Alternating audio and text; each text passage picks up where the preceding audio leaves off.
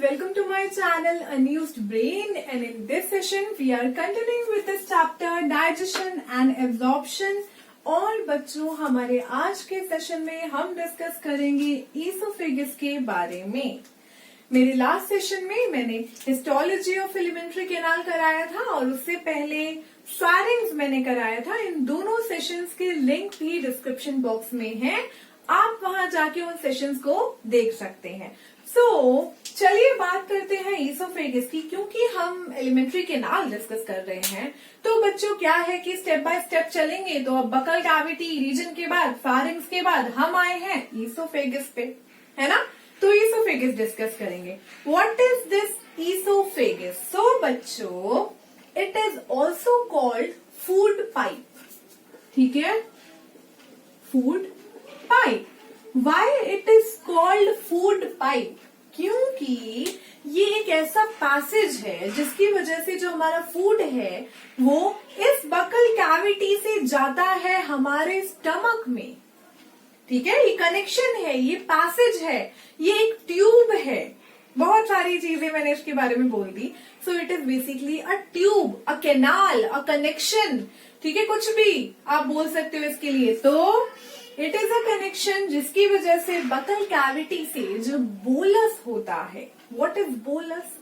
जब हमारा फूड होता है हम उसको चबा लेते हैं अच्छी तरीके से और सलाइवा के साथ वो पूरा मिक्स हो जाता है तो वो एक बॉल टाइप स्ट्रक्चर बना लेता है, स्फेरिकल बॉल वहां बन जाता है। That spherical ball is called bolus. वो बोलस एंटर करेगा ईसोफेगस में and by the help of peristalsis, peristalsis ये जस्ट मैं डिस्कस करूंगी इसके बारे में, इसकी वजह से ईसोफेगस से आ जाता है वो स्टमक में bolus. Okay, so it is the passage of passing food into stomach. मैं कह सकती हूँ ना, ये एक ऐसा पैसेज है जिसकी वजह से फूड कहाँ जाता है? स्टमक में जाता है। Passage of passing food into stomach. Now आप इसकी लेंथ की बात करते हैं। So in the case of human we have 22 to 25 centimetre long oesophagus, but the value is not fixed बच्चों। ओके, अलग अलग एनिमल्स में आप अलग अलग तरीके की साइज की ईसोफेगस आप देख सकते हैं। जैसे कि जिराफ के केस में है ना, लॉन्गेस्ट नेक, जितनी बड़ी नेक तो उतनी बड़ी oesophagus. So the size of oesophagus depend upon the size of और द लेंथ ऑफ नेक, ठीक है, क्लियर है। सो क्या है ये ईसोफेगस का length? 22 to 25 centimetre muscular tube, clear है। बट दी size depends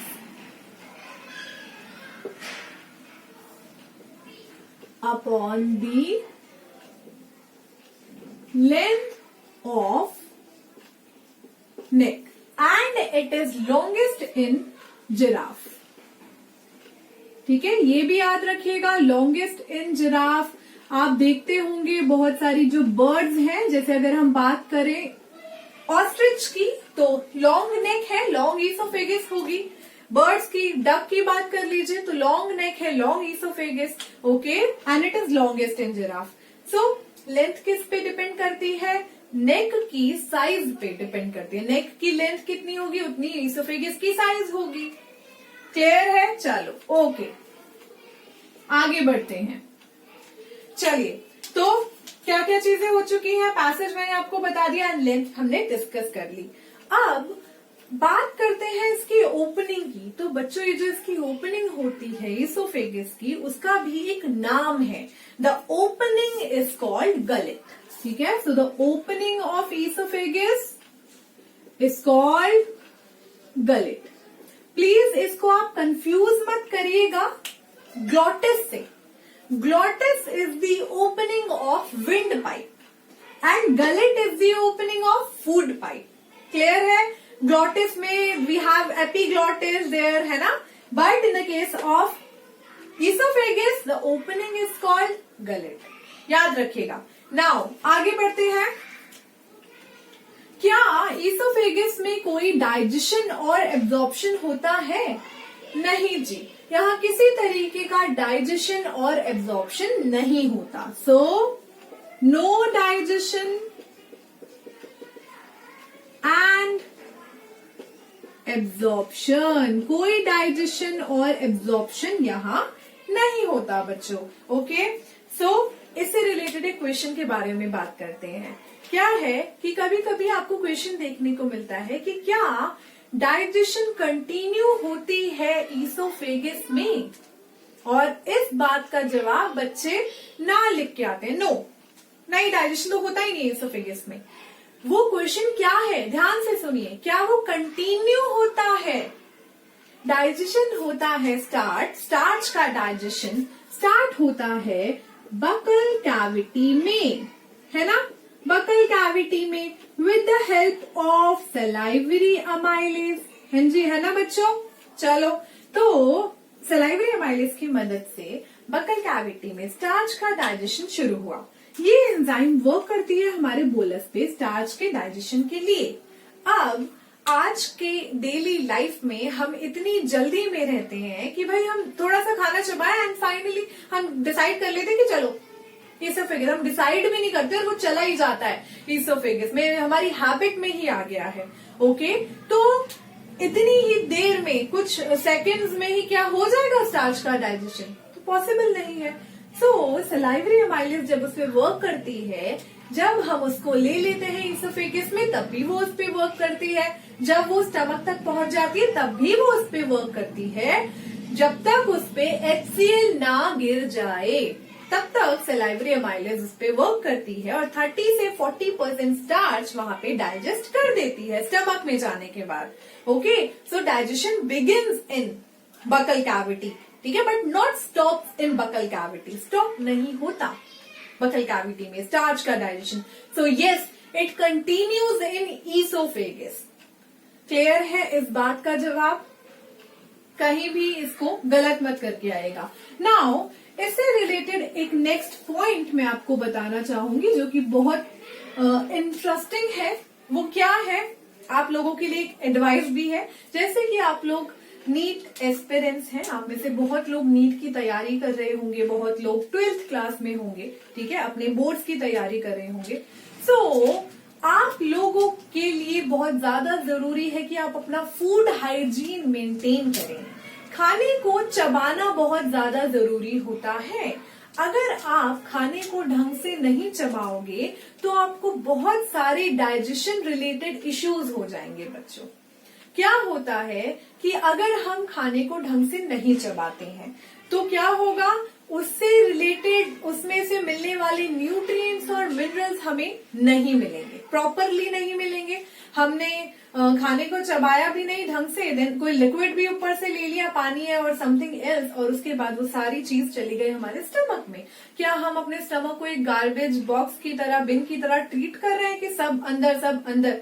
इसी वजह से जो बच्चे होते हैं इस तरीके के फूड हाइजीन का ध्यान नहीं रखते हैं और ऐसे, ठीक है, अपने फूड का इंटेक करते हैं, वो ओवरवेट हो जाते हैं, उनको बहुत सारे डाइजेशन इश्यूज हो जाते हैं। तो आपके लिए ये एडवाइस है कि अपने खाने को बहुत अच्छी तरीके से चबाइए, ताकि क्या होगा कि आपका जो ब्रेन है वो आपके डाइजेशन में सारा फोकस ना देके, क्योंकि अगर आप खाना अच्छे से नहीं चबाओगे तो सारा ब्रेन का जो पूरा फोकस होगा वो डाइजेशन करवाने में होगा। फिर डाइजेशन करवाओ, फिर आप पढ़ पाओगे? ब्रेन का फोकस होगा आपकी पढ़ाई पे? नहीं होगा।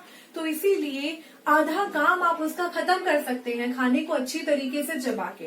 कम से कम 37 राउंड्स आप चबाने के करिए, 1 मिनट तक आप आराम से खाना चबाइए और उसके बाद आप उसको स्वेलो करिए, क्योंकि जब इजी होगा डाइजेस्टिव सिस्टम को उसमें से न्यूट्रिएंट और मिनरल निकालना, उतना ही आपके लिए इजी होगा और आपके ब्रेन के लिए इजी होगा कहीं और फोकस करना, वहां फिर वो आपकी पढ़ाई पे फोकस करेगा। क्लियर है? तो ये एक बहुत अच्छी ट्रिक है और टिप है आप लोगों के लिए जो कि प्रिपेयर कर रहे हैं इस एग्जाम के लिए। प्लीज अपना फूड हाइजीन मेंटेन रखिए, ठीक है, कुछ भी खा लेना फिर है ना, इससे बहुत सारे इश्यूज हो सकते हैं। जैसे कि मैंने अभी एक आपको चीज बता दी कि आपका ब्रेन प्रॉपरली आप जो पढ़ रहे हो उस पर वर्क नहीं करेगा। ओके, तो ये रही मेरी तरफ से आपके लिए एडवाइस। चलते हैं टॉपिक पे। Okay, so no digestion and absorption in oesophagus. अब इसके डायग्राम को शुरू करते हैं। सो क्या है डायग्राम? बहुत मुश्किल है डायग्राम, मैं बना नहीं पा रही बिल्कुल। Okay, so here we have this oesophagus. ठीक है, ये हमारी केनाल है, कुछ नहीं करना पड़ेगा इसके डायग्राम को बनाते हुए। ठीक है, यहाँ पे हमारा भाई डायफ्राम को चीरते हुए ये स्टमक में एंटर करती है एंड यहाँ से शुरू होता है हमारा bag like structure which is stomach. J shape bag like structure जिसको स्टमक कहते हैं। स्टमक के बारे में नहीं पढ़ना, थोड़ा सा बना रही हूं। Okay, now this is oesophagus. The opening of oesophagus is called gullet. ये आपको क्लियर है? चलिए अब देखते हैं।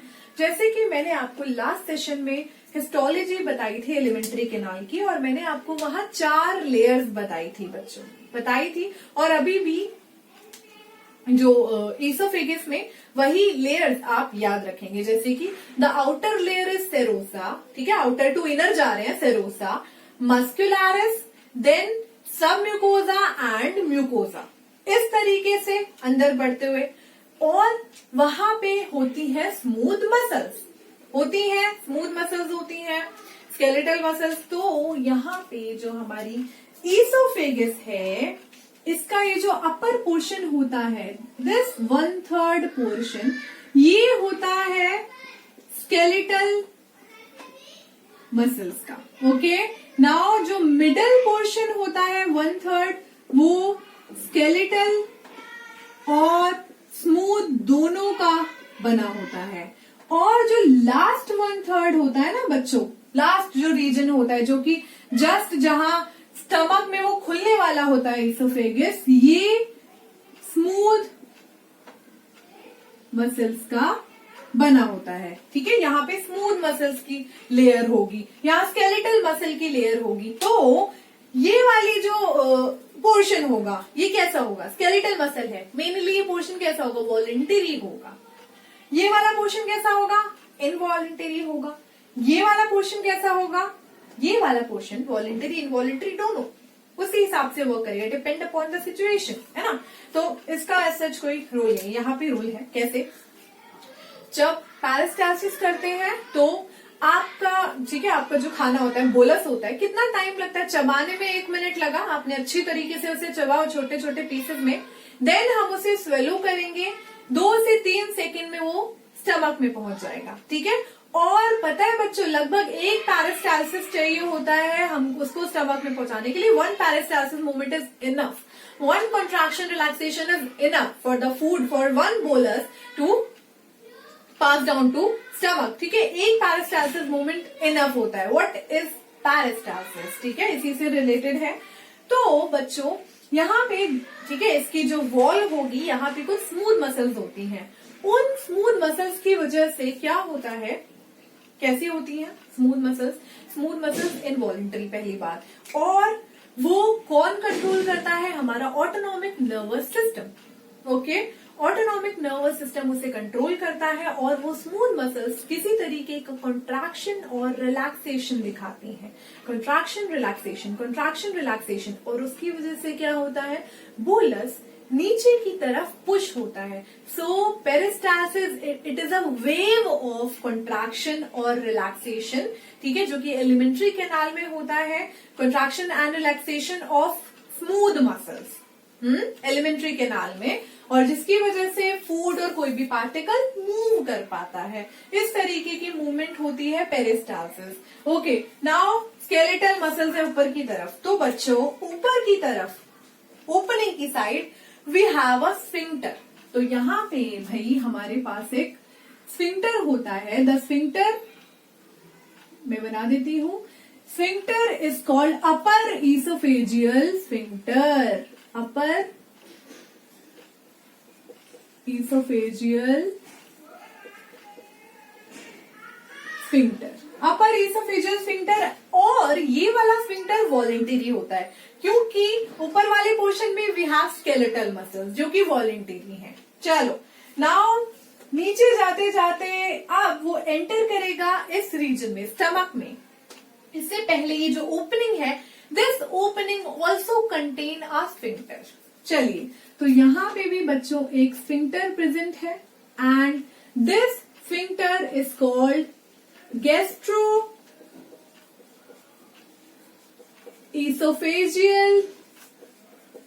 Sphincter. Gastro-oesophageal sphincter basically sphincters क्या होते हैं, ये रेगुलेट करते हैं मूवमेंट ऑफ फूड। यहाँ पे स्फिंक्टर फूड का मूवमेंट ही तो रेगुलेट करेगा। यहाँ पे वॉलेंटरी मूवमेंट होता है, यहाँ पे इनवॉलेंटरी मूवमेंट होगा। ठीक है, because we have smooth muscles here. ठीक है, स्मूथ मसल की लेयर से ये वाला पोर्शन बना हुआ है। This sphincter is called gastro-oesophageal sphincter. और बच्चों इसको एक और नाम से भी बुलाते हैं, which is called cardiac sphincter. ठीक है, सो it is also called cardiac sphincter. क्यों?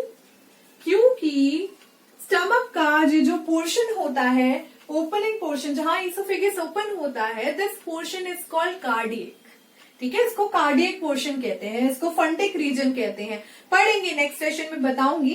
तो इस रीजन को कार्डियक रीजन कहते हैं एंड इसीलिए इसमें एक स्फिंक्टर जो खुल रहा है, उस स्फिंक्टर को कार्डियक स्फिंक्टर भी कहा जाता है। या आप गैस्ट्रोइसोफेजियल स्फिंक्टर कह लो, आप कार्डियक स्फिंक्टर कह लो, आप लोअर इसोफेजियल स्फिंक्टर कह लो।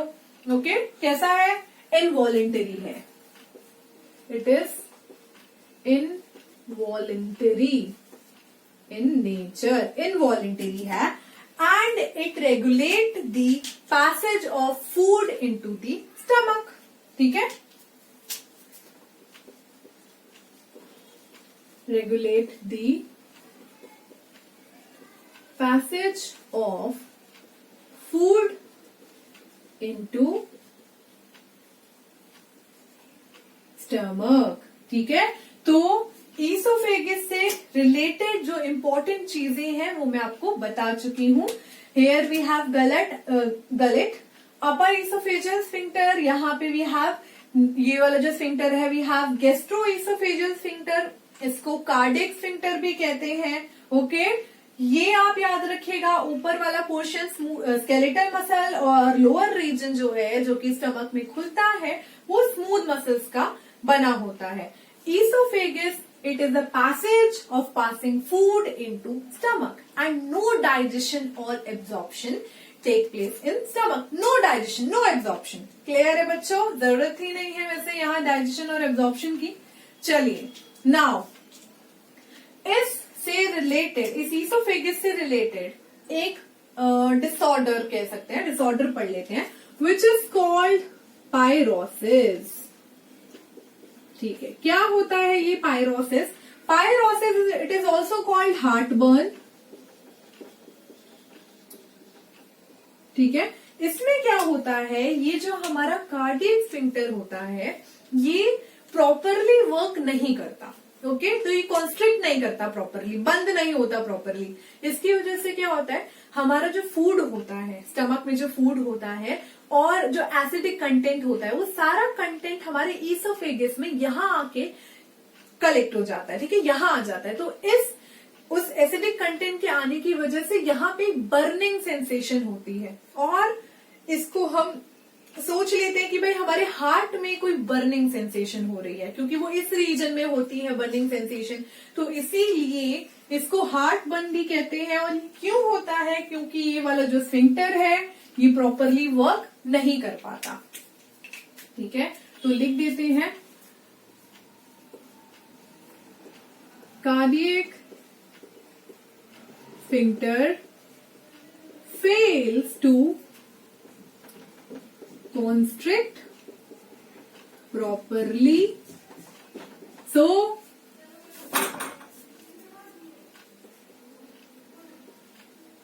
stomach food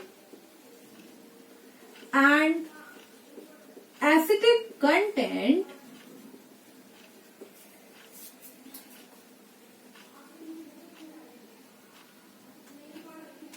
move toward